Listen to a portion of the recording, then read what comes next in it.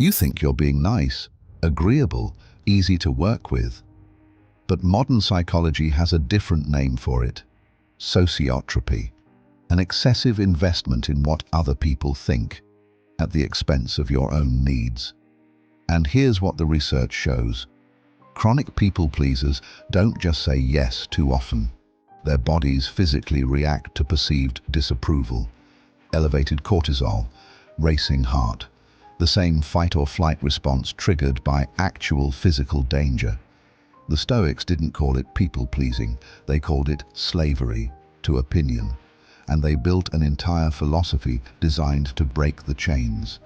Psychologists have traced people-pleasing to a specific origin: childhood environments where love felt conditional, where approval was earned by being agreeable, where conflict meant danger. The young brain learns a survival rule: make them happy, keep the peace. Your needs come second. This isn't weak character, it's a highly intelligent adaptation to a world that once felt unpredictable. Epictetus, born a slave in the Roman Empire, understood this better than anyone. His master could break his leg. His life depended on reading the room.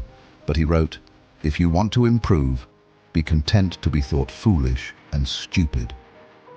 The man who had to comply the most taught history's greatest lesson on breaking free from compliance. Here's the part people pleasers don't notice, and the Stoics saw immediately. Every time you say yes when you mean no, you're not giving a gift. You're entering a transaction. You give compliance. You expect safety. You give agreement. You expect approval. You give your energy, your time, your silence, and you expect what? That they'll like you, that conflict won't come. But here's the trap. The transaction is invisible. The other person didn't agree to these terms. They don't know you're keeping score. Seneca called this self-betrayal. It is not the man who has too little, but the man who craves more that is poor. Replace craving wealth with craving approval. Same poverty, same emptiness. There's a predictable arc to people-pleasing, and modern therapists see it every single week. Phase 1, accommodation. You say yes automatically. Phase 2, depletion. Your energy drains, your boundaries dissolve, your identity blurs. Phase 3, resentment. You start resenting the people you keep saying yes to, but they never asked you to say yes. You volunteered. Every time. Marcus Aurelius wrote, "Reject your sense of injury, and the injury itself disappears." The Stoic insight here is devastating. Your resentment isn't proof they took advantage of you.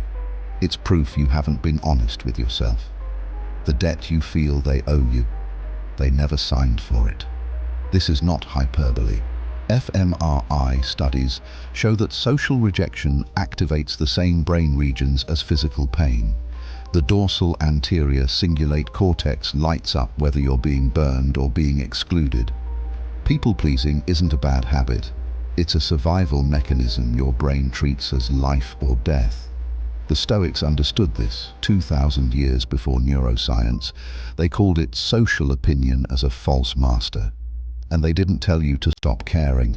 They told you to redirect your care toward things you can actually control. Seneca: we are more often frightened than hurt, and we suffer more from imagination than from reality. Your brain is fighting a threat that exists only in imagination, and it's costing you your life. Epictetus built his entire philosophy on one question: is this in your control or not? If it's in your control, act. If it's not, release it. This isn't theory. This is the most practical boundary tool ever created. What other people think of you, not in your control. Release it. Whether you speak honestly, in your control. Act on it. Whether someone is disappointed, not in your control. Release it. Whether you honored your own values, in your control. Act on it. Every time you feel the urge to people please, run it through the dichotomy of control. If the fear is about their reaction, it's outside your ring. Release. If the action is about your integrity, it's inside your ring. Act. Here's where modern neuroplasticity meets Stoic discipline. Every time you set a boundary, small or large, your brain registers the outcome. The first time, your amygdala screams, danger. Cortisol floods your system. But when nothing terrible happens, when the world doesn't end because you said no, your brain learns. That's one rep, one neural pathway strengthened. After 10 reps, the alarm is quieter. After 50, it barely registers.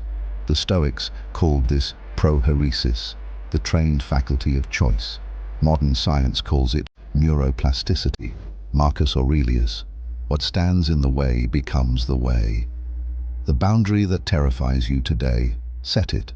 That's not just courage, that's brain training. People-pleasing is not kindness. It's the pursuit of safety at the expense of selfhood. The Stoics didn't promise popularity. They promised integrity. And integrity, not approval, is the only foundation that holds. Don't forget to hit that subscribe button so you can continue to receive the Stoics' guidance from 2,000 years ago. Stop asking the world if you're allowed to exist. You already do. Peak is not a place, it's a practice.